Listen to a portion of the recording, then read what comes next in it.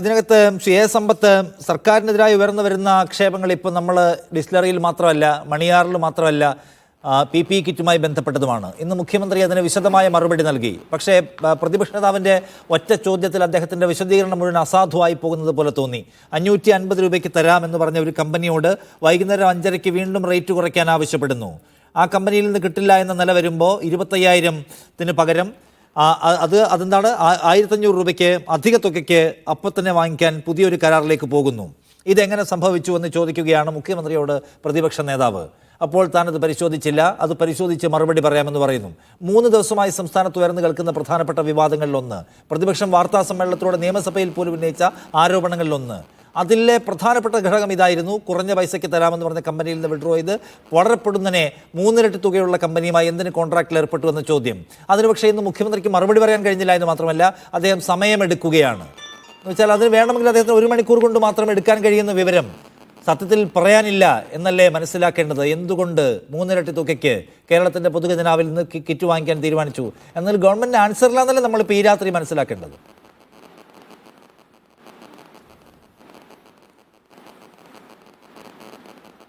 കേരളത്തിലെ മുഖ്യമന്ത്രി ഇന്നു തന്നെ അതിന് സഭയിൽ ഈ കാര്യങ്ങൾക്കെല്ലാം അങ്ങനെ പ്രതിപക്ഷത്തിന് തൃപ്തികരമായ നിലയിൽ പറഞ്ഞില്ല എന്നുള്ളത് കൊണ്ട് നിഷാദ് തീരുമാനിക്കുകയാണ് അദ്ദേഹത്തിനൊന്നും പറയാനില്ല എന്നാണ് എങ്കിൽ.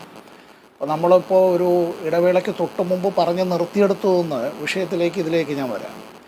ഈ 2 ദിവസം മുമ്പ് നമ്മൾ വിശ്വവിഖ്യാതനായ ഒരു സാഹിത്യകാരൻ്റെ ജന്മദിനം ആഘോഷിക്കുകയുണ്ടായി. പ്രത്യേകിച്ചും നമ്മൾ മലയാളികൾ വൈക്കം മുഹമ്മദ് ബഷീറിനെ അങ്ങനെ ഓർക്കുന്നതാണ്. ഈ കേരളത്തിലെ പ്രതിപക്ഷത്തിന് ഇപ്പോൾ എട്ടുകാലി മമ്മൂഞ്ഞിനെ കടത്തിവെട്ടുന്ന നിലയിലാണ്. അങ്ങനെ വഴിയിൽ കൂടി പോകുന്നതായിട്ടുള്ള സ്ത്രീകളെ കാണുമ്പോൾ വയറ് വീർത്താണോ ഇരിക്കുന്നത് എന്നും അത് ഞമ്മളാണ് എന്ന ഇത്തരത്തിൽ ആക്ഷേപകരമായ കാര്യങ്ങൾ കലിങ്കിൻ്റെ മുകളിലിരുന്ന് പറയുന്നത് പോലെ ഈ എന്ത് അപവാദവും അത്തരത്തിൽ പറയുക എന്നുള്ളതിൻ്റെ കൊട്ടേഷൻ എടുത്തതുപോലെയാണ്. ഒരു ഉത്തരവാദിത്വ ബോധത്തോടു കൂടിയല്ല പല കാര്യങ്ങളും പറയുന്നത് ചെയ്യുന്നത് എന്ന് പറയുന്നതിൽ ഖേദമുണ്ട്. അപ്പം ഞാനിപ്പോൾ ഇത് പറയുന്നതിൻ്റെ കാരണം, തൊട്ട് മുമ്പ് നമ്മൾ ഈ ഒരു കാര്യത്തിൽ ഒരു ഷേഡി ക്യാരക്ടറിനെ കുറിച്ച് പറഞ്ഞു. ഇപ്പോൾ PPE കിറ്റിലേക്ക് ഞാനത് വരുന്നത് എന്തുകൊണ്ടെന്ന് പറയാം. ഈ 2022 ഫെബ്രുവരി മാസത്തിൽ ഇന്ത്യയിലെ ചില ദൃശ്യമാധ്യമങ്ങളെ ministry of information broadcasting ministry അവരുടേതായിട്ടുള്ള പ്രസരണത്തിനുള്ള അനുമതി നിഷേധിച്ചു, അല്ലേ? അതിൽ മീഡിയ വണ്ണം ഉൾപ്പെടും. മുട്ടിലിഴഞ്ഞിട്ടല്ല നിങ്ങളതിനെ നേരിട്ടത്, നിയമപരമായ നടപടികൾ കൂടിയാണ് നേരിട്ടത്. വേണമെങ്കിൽ BJP ചങ്ങാതിമാർക്ക് മീഡിയ വണ്ണിനെ പറയാം അതൊരു ഷേഡി ക്യാരക്ടറിലാണ് എന്ന്. അങ്ങനെ ഞങ്ങൾ കരുതുന്നില്ല.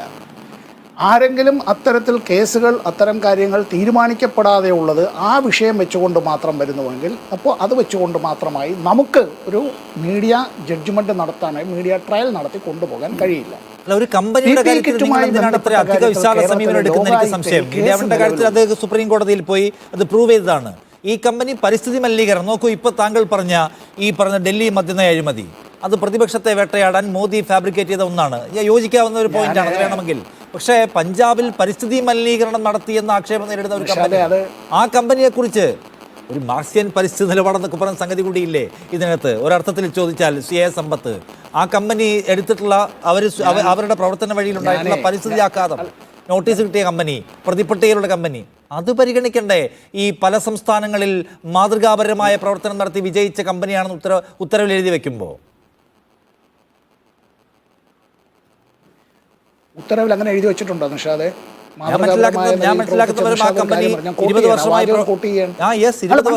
മനസ്സിലാക്കണ്ട, പ്രേക്ഷകർക്ക് മനസ്സിലാക്കാൻ നിഷാദിന്റെ വായിൽ നിന്ന് വന്നതായ ഒരു കാര്യം അങ്ങനെ നിഷാദ് പറയുന്നത് ഓൺ ചെയ്യുന്നു. ഞാൻ ഓൺ ചെയ്യുന്നു. 20 വർഷമായി പ്രവർത്തിച്ച 20 വർഷമായി പ്രവർത്തിച്ച് വിജയിച്ച കമ്പനിയാണ് എന്ന് അതിലുണ്ട്.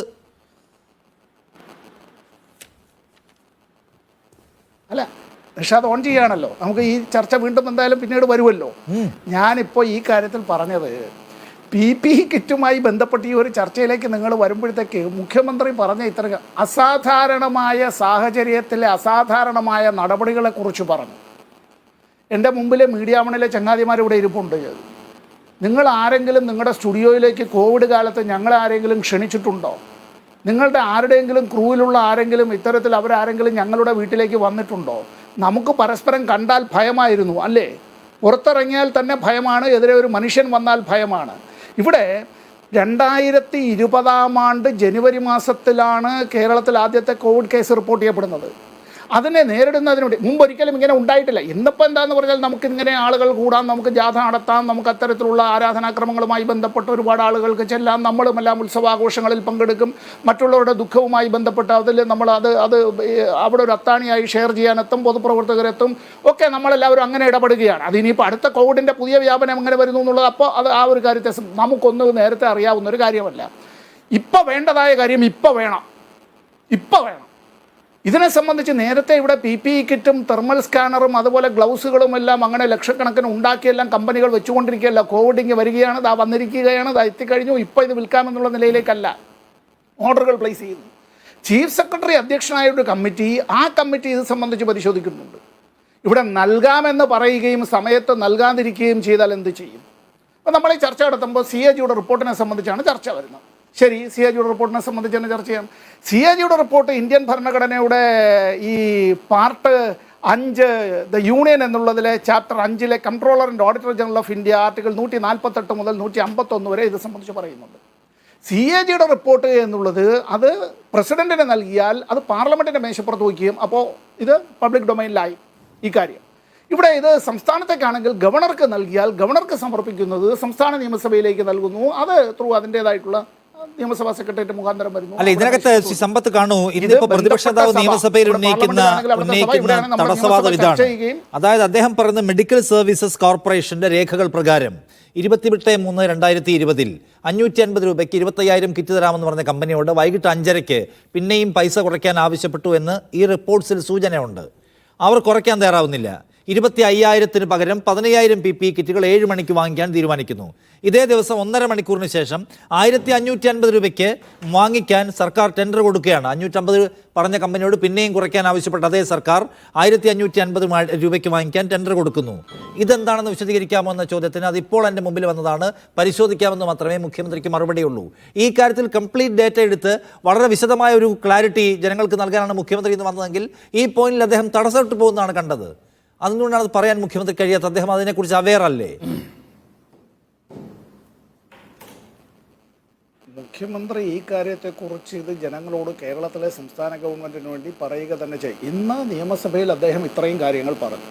ഇനി ചില കാര്യങ്ങൾ ഒരു കോടതിയുടെ മുമ്പാകെ ഉള്ള കാര്യങ്ങൾ അത് നിയമസഭയിലേക്ക് പറയാൻ കഴിയുന്നതല്ല. തിരിച്ച് സുപ്രീം കോടതിയുടെയും ഹൈക്കോടതിയുടെയും വിവിധ വിധിന്യായങ്ങൾ തന്നെ പ്രകാരം ഒരു നിയമസഭയുടെ അല്ലെങ്കിൽ പാർലമെൻറ്റിൻ്റെ ഒരു സഭയുടെ മേശപ്പുറത്തുള്ള ഒരു കാര്യത്തെ സംബന്ധിച്ച് ഏതെങ്കിലും ഒരു ജുഡീഷ്യൽ ബോഡിക്ക് അതുമായി ബന്ധപ്പെട്ടും പറയാനായി കഴിയില്ല.